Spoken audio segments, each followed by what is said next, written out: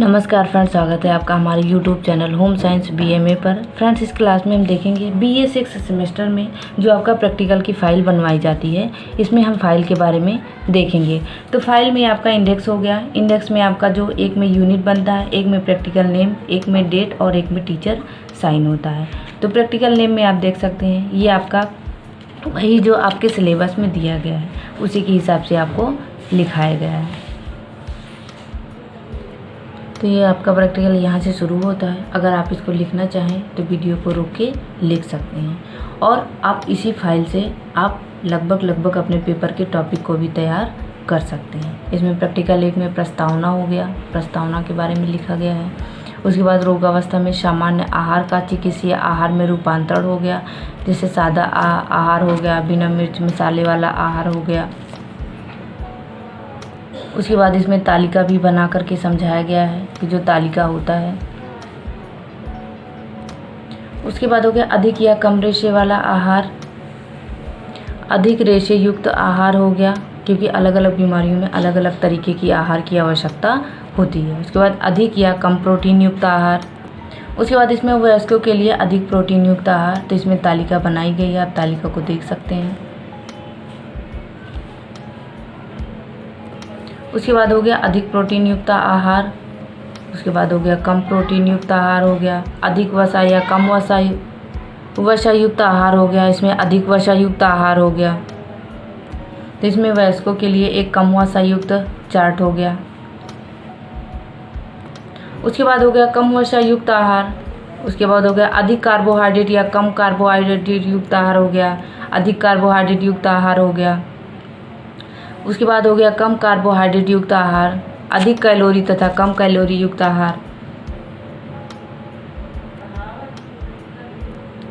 उसके बाद हो गया विटामिन तथा खनिज लवण युक्त आहार हो गया। कम न्यूक्लियो प्रोटीन युक्त आहार हो गया। उसके बाद इसका निष्कर्ष हो गया। तो इस तरीके से आपका पहला प्रैक्टिकल कंप्लीट हो गया। उसके बाद आपका ये दूसरा प्रैक्टिकल हो गया। तो दूसरा प्रैक्टिकल में चिकित्सीय आहार की तैयार और पोषक तत्वों की गणना करना। तो इसमें बुखार में आहार, दस्त में आहार और कब्ज में आहार पढ़ना है। तो आप इसमें देखेंगे बुखार में आहार हो गया, बुखार प्रस्तावना क्या हो गया, बुखार क्या होता है, और बुखार में आहार क्या हो गया, और ज्वर कितने प्रकार का होता है। उसके बाद हो गया ज्वर की स्थिति के लिए आहार तालिका हो गई कि किस तरीके की आहार तालिका होनी चाहिए। उसके बाद होगा दीर्घकालीन ज्वर में हो गया। उसके बाद बार बार होने वाला ज्वर हो गया, जो बार बार ज्वर हो जाता है। उसके बाद हो गया ज्वर में उपापचय हो गया, ज्वर में उपापचय किस तरीके से। उसके बाद ज्वर के दौरान पोषण में महत्वपूर्ण परिवर्तन जो हो जाता है। उसके बाद हो गया प्रोटीन हो गया इसमें, फिर कार्बोहाइड्रेट हो गया, ऊर्जा हो गया, खनिज लवण हो गया, वसा हो गया। उसके बाद विटामिन हो गया, जल। उसके बाद सावधानियाँ हो गई कि बुखार में क्या सावधानियाँ हमें बरतनी चाहिए। उसके बाद हो गया ज्वर में आहार। तो इस तरीके से ज्वर का कंप्लीट हो गया। अब हम दूसरा देखेंगे दस्त में आहार, जो दस्त होता है। और उसके बाद दस्त के प्रकार, दस्त कितने प्रकार के होते हैं तो आप इसमें देख सकते हैं दस्त के प्रकार। उसके बाद हो गया दस्त के कारण, क्या क्या कारण होते हैं दस्त होने के। उसके बाद दस्त में आहार या उपचार हो गया। उसके बाद हो गया कब्ज के रोगी के लिए एक दिन की आहार तालिका। अब एक दिन की आहार तालिका बनी हुई है, आप देख सकते हैं तालिका।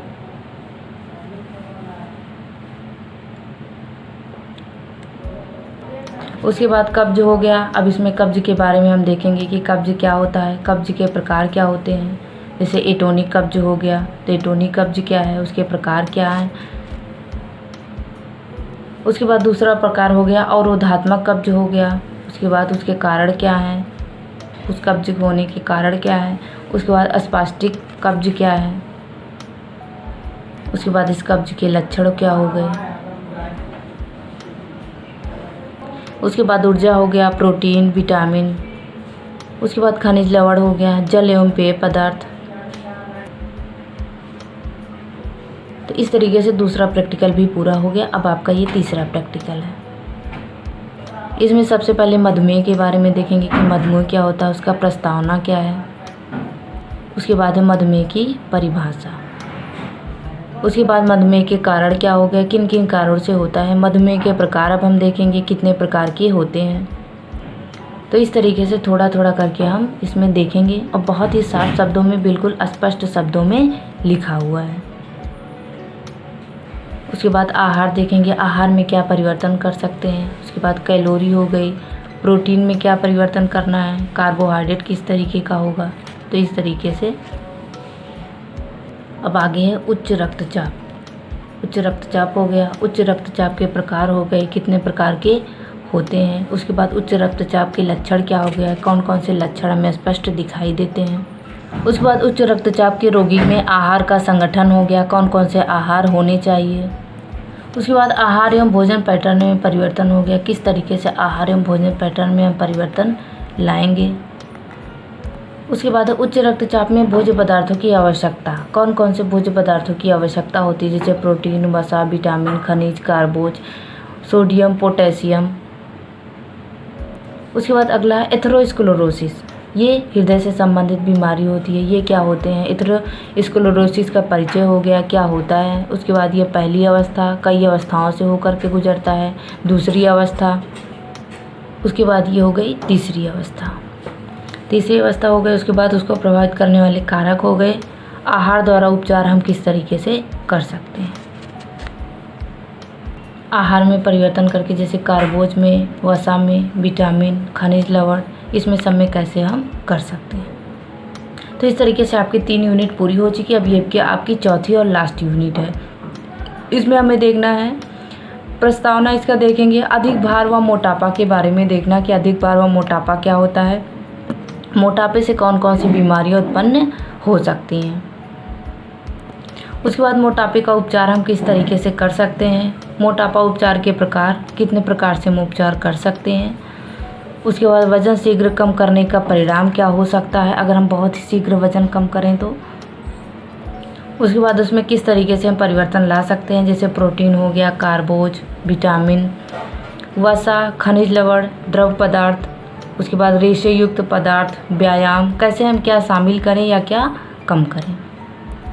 अभी तक आपने देखा अधिक भार, मोटापा। अब अल्प वजन के बारे में देखेंगे, कम भार। ये क्या होता है, दुबलापन या कम भार किसकी वजह से होता है, इसके क्या क्या कारण होते हैं।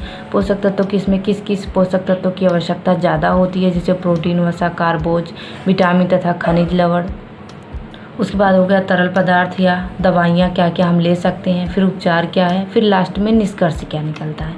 तो फ्रेंड्स, इस तरीके से इस वीडियो में हमने BA 6 सेमेस्टर के फाइल के बारे में पूरा कवर किया है। आप इसको रोक करके आराम से बना सकते हैं और ज़्यादा से ज़्यादा लोगों में शेयर कर सकते हैं। वीडियो देखने के लिए धन्यवाद।